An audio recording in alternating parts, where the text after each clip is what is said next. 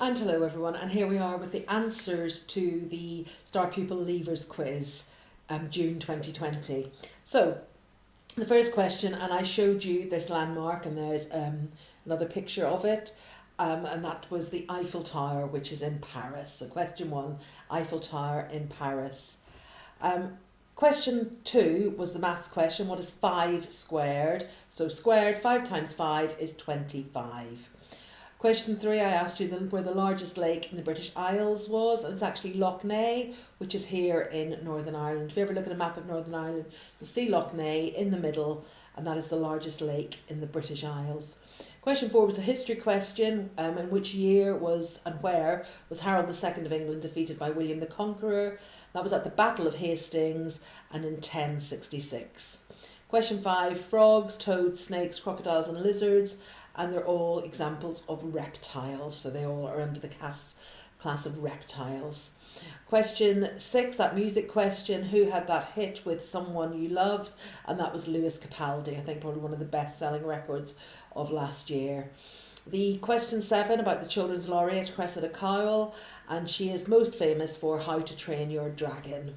So, and that series of books and also made into a film. Question 8, that maths question, which of those numbers was not a prime number? 7, 11, 21, 17, 23. And the answer is 21, because 21 is in the 3 and the 7 times tables. Question 9, on a netball team, which two positions can score? And that's goal shooter and goal attack. When I was at school, I used to play goal shooter. So that was my position. And on which continent, was question 10, which continent would you find the Great Wall of China, the Taj Mahal, Mount Fuji and the River Ganges? And they're all in Asia. And then I asked you question 11, the colours of the rainbow, which are red, orange, yellow, green, blue, indigo and violet. And I'm sure perhaps when you were very little, you might have remembered singing the rainbow song. And certainly there's been lots of images of rainbows since lockdown as a way of just showing support and thanks to all our key workers. Question 12, I asked you who wrote Holes, and There's a Boy in the Girls' Bathroom, Fuzzy Mud and the Wayside School series, and that was Louis Sachar. So you may have read some of those books and really highly recommend them. He's a really good writer and some interesting themes in some of those books. Question 13, and the answer was the evacuees or evacuation. So when children were taken out of the towns and cities during World War II and moved in with families in the countryside where it was thought to be a little bit safer.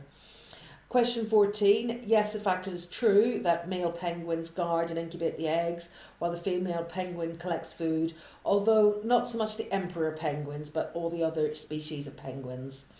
And question 15, I asked you about the animation studio that made those films, Toy Story, The Incredibles, Monsters Inc., Inside Out and Onward, and they were all made by Pixar Studios.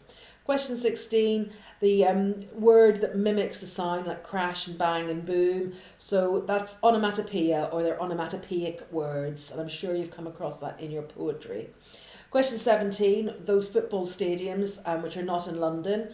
Stamford Bridge that's Chelsea. White Hart Lane is Tottenham. And Craven Cottage, which is Fulham, they're all in London. But Anfield, which is Liverpool's football ground, is not in London. So the answer was Anfield. Question 18, where would you find those cities? Milan, Naples, Florence and Venice, and they're all in Italy. And sadly, at the start of the pandemic, Italy was in the news an awful lot. So we're wishing everybody in Italy well, and hopefully that they're on the road to things being a little bit more normal.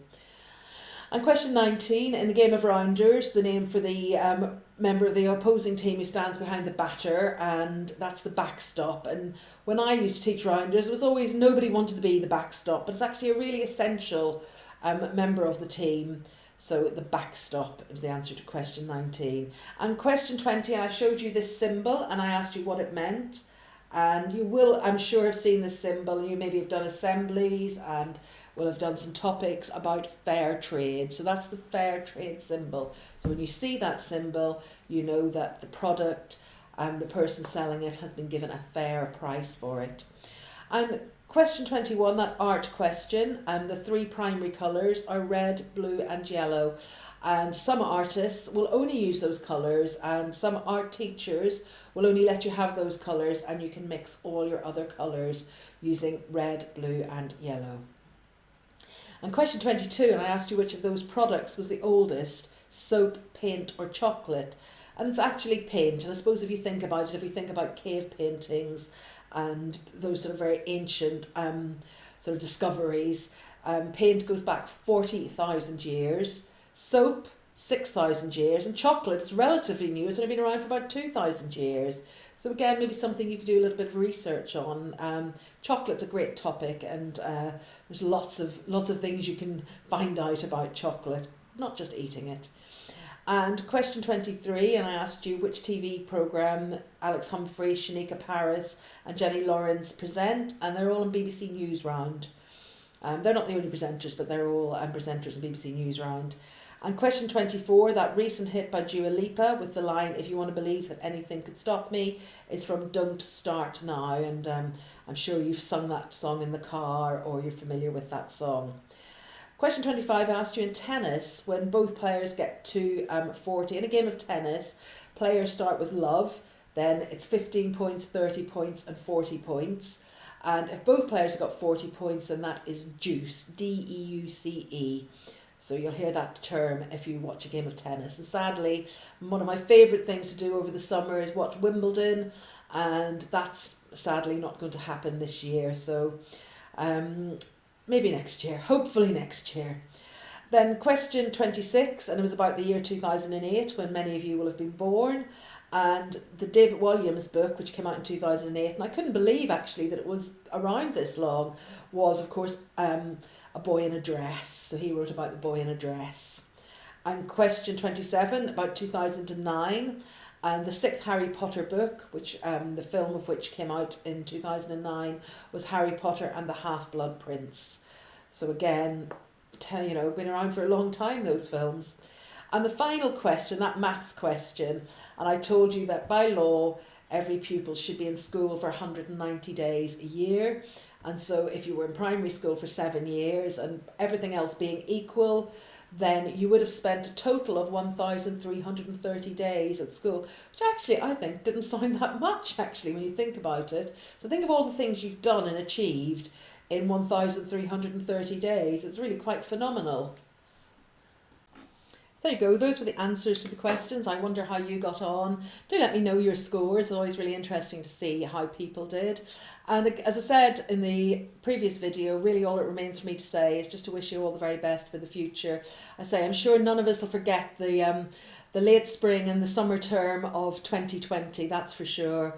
And it'll be something to look back about, and certainly in 10, 15, 20 years time, I would imagine there'll be lots of questions and quizzes about this very unusual time in our history. But the most important thing is that everybody's kept safe, that you look after yourselves, that we do still keep remembering that we've got to follow all those rules, the hand washing, the 2 meters, or in some cases 1 meter, depending on where you are. I know things are changing every day, so it's just but keeping an eye and sort of following the rules and doing what we're told, and being understanding and tolerant of each other, because there have been difficult days, I know, and there may still be difficult days to come. We just don't really know. So all we can really do is make the most of each day and take each day as it comes. But as I hope you enjoyed the quiz, and hopefully I will see you soon. Okay, take care. Bye-bye.